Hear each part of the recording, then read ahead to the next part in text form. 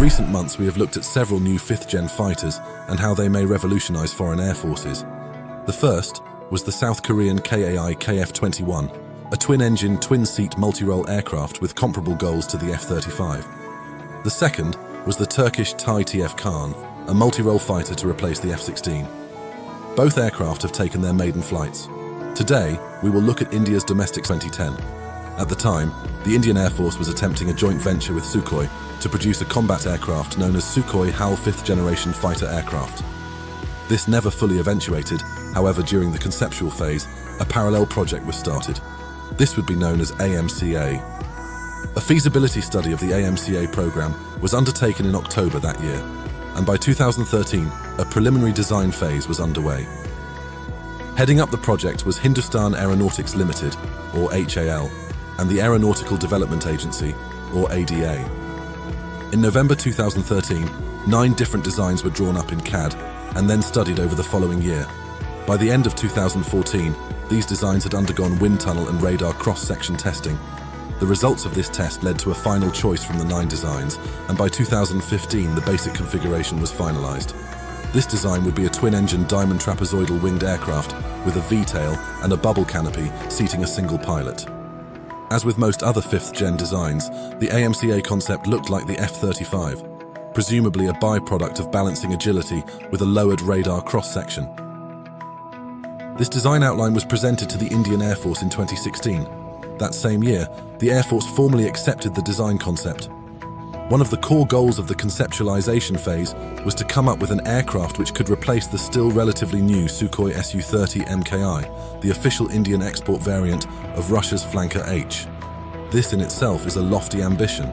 The latest iterations of the Sukhoi 30 are arguably the best multirole aircraft produced in the East, save for possible classified projects. In Western terms, the Su-30 would be described as a 4.5th-gen fighter, similar to the modernized Super Hornet or Strike Eagle. Thus, the AMCA would be India's equivalent of the F-35, a lighter, more modern alternative to a traditional multirole aircraft, yet still capable of performing similar missions.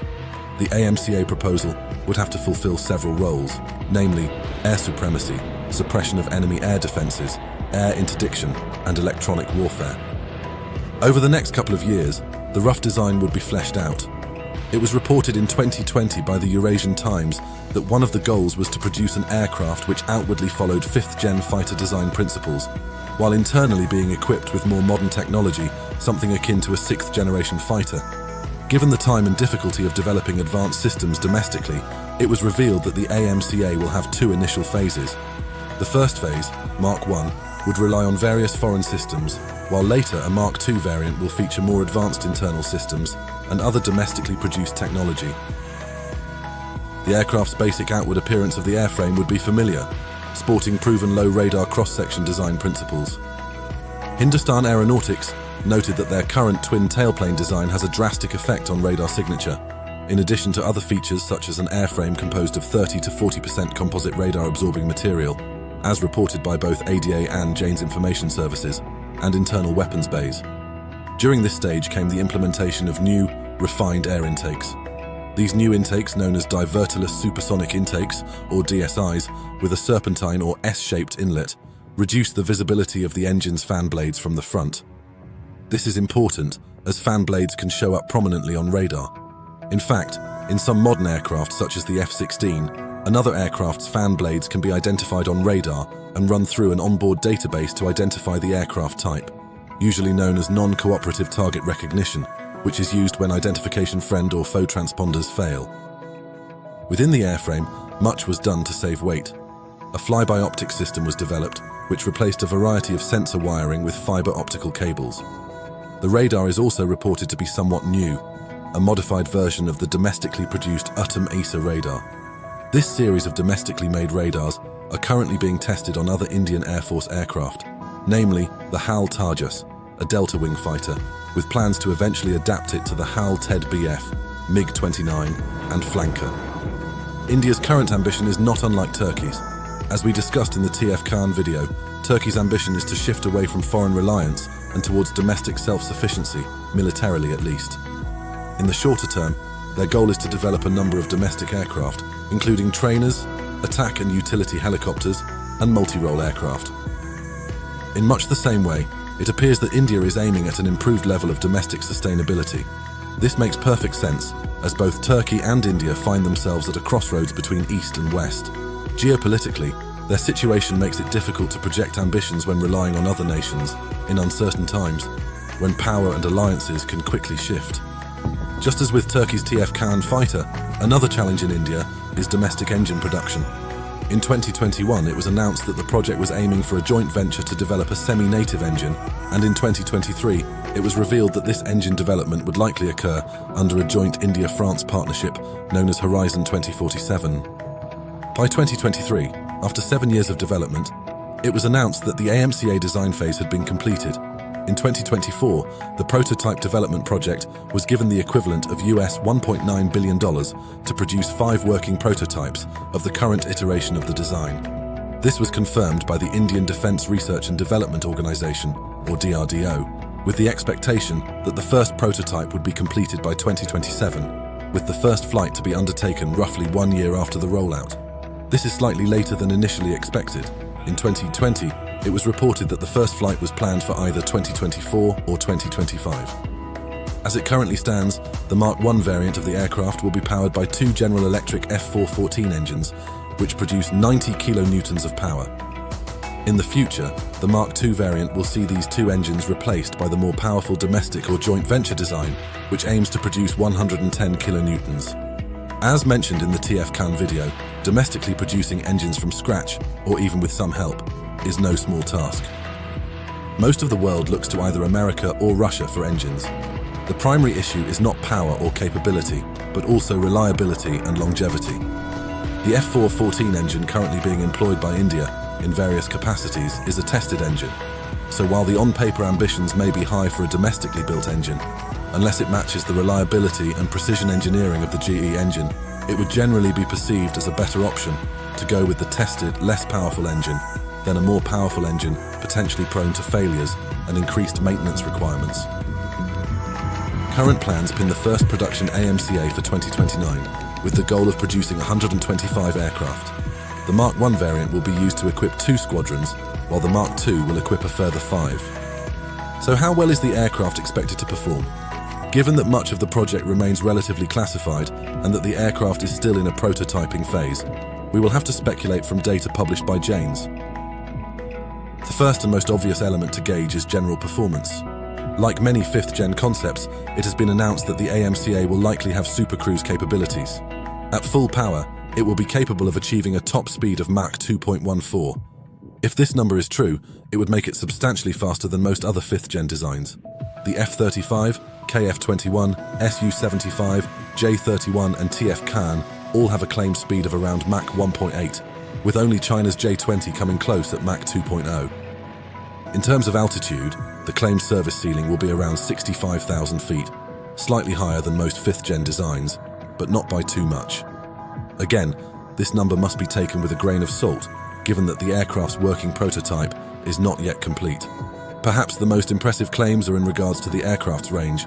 It is listed as being capable of achieving a ferry range of over 5,000 kilometers, while having a combat range of around 1,600 kilometers. This effective combat range makes it a match for the flanker, while also supposedly outperforming the combat ranges for the F-35 and KF-21. In terms of armament, the AMCA is listed as being capable of carrying up to 14,300 pounds of munitions. As with all 5th-gen designs, this can be broken down into internal and external stores. Internally, 3,300 pounds of munitions can be held. Hypothetically, this would allow for something like 6 Mk82 or FAB 500s, or a single Mk83 with 2 Mk82s. There are also an unconfirmed number of external hardpoints, allowing for a further 11,000 pounds of weapons. In contrast, the Sukhoi Su-30MKI can carry roughly 18,000 pounds, the F-15E 23,000 pounds, and a similarly sized aircraft, the F-35, 18,000 pounds. The AMCA's smaller stores capacity may limit its payload delivery, although it may not impact overall mission effectiveness. To exemplify this, the similarly sized F-16C KAAN, on paper, carries 6 air-to-ground weapons on its 2 inner pylons. If triple-clustered pylons are attached, along with a further 2 pylons holding 2 air-to-ground weapons each, plus 4 outward pylons for air-to-air missiles. Although tasking with this level of firepower is unlikely, most F-16s tasked with air-to-ground missions carry 2 to 4 AG weapons, leaving space for drop tanks on the 2 inboard pylons. This would likely keep AG stores at or below 4,000 pounds. Thus, an argument can be made for or against the internal stores limitation of the fighter, although in practice it likely won't have any detrimental effect. In terms of specific armament types, it has been determined that, similar to the TF KAAN, the aircraft will be built around a number of indigenous systems currently in the works. This includes a variety of precision-guided munitions and laser-guided bombs, as well as several air-to-ground missiles. In terms of standoff weapons, the aircraft will use a variety of infrared and active radar-guided missiles referred to as Astra, a domestically produced family of missiles. Not much is known about the true capabilities of the Astra, although the Indian Air Force began adopting early variants of the missile in 2017, while further variants which will be found on the AMCA are still under development. Other ambitious claims have been made regarding armament. Namely, India's Air Force chief stated that one of the goals of the AMCA is to integrate a variety of more modernized weapons, including drones, both models outfitted for swarm and wingman capabilities, alongside directed energy weapons, hypersonic missiles, and eventually high-altitude platform systems, or HAPS. This term generally refers to atmospheric pseudo-satellites, which can be launched from an aircraft and will sit on station at a high altitude and provide utilities like communication or observation. Also worth noting is the single-seat configuration. In the 80s and 90s, aircraft design seemed to tend away from twin-seat setups, as more faith was put into automated systems. Today, however, we see many designers choosing to revert to a twin-seat setup. The Chengdu J-20, for example, initially a single-seat aircraft, is now being developed into a twin-seat multirole aircraft, while South Korea's KF-21 also features a twin-seat setup. The reasons for this are multifaceted. Thanks to films like Top Gun, most are aware that the Radar Intercept Officer, REO, or Weapon Systems Officer, WSO, were important, and the role went beyond calling out nails or spikes on the radar warning receiver. In practice, the RIO or WSO would take care of a variety of information-intensive systems, including targeting pods, electronic countermeasures and radar specifics, and of course keeping an eye on the radar warning receiver and generally helping the guy in the front seat. Today it is similar, but with an increasing focus on data link-related tasks, drone tasking, and other forms of cross-system networking both between air assets as well as units or utilities on the ground, sea, and in the future, space. Working as a team has obvious advantages over single-handedly trying to manage a variety of systems. This would become obvious when a single-seater aircraft, such as an F-16, is tasked with a particular mission in an uncertain environment. For example, a precision strike in contested airspace. With 2 multifunction displays, he would have to keep an eye on a targeting pod or AG radar on one, and likely a HSD with data link on the other. Pilots are well trained to do this, but could this be done better and safer by dividing the task between 2 rather than 1? With all this in mind, it is easy to see just how ambitious this project is. It seems to have more in common with Turkey's TF KAAN than it does with the KF-21. Both projects have certainly put much more on the line. The TF KAAN aims to replace the F-16, and the AMCA aims to replace the Flanker H, both with designs essentially starting from scratch. Both the F-16 and the Flanker represent great designs dating back to the 1970s, with hundreds of thousands of hours of flight time, research and improvements accrued over the decades, all built with the best Russian and American minds emerging from World War II. It's commendable, to say the least, that countries such as South Korea, Turkey and India are aiming to produce something domestically in a bid to outperform these legendary designs. This sort of ambition may be seen as misguided, but both South Korea and Turkey have working concepts already in the air. The next decade is going to be very interesting to watch as these domestic projects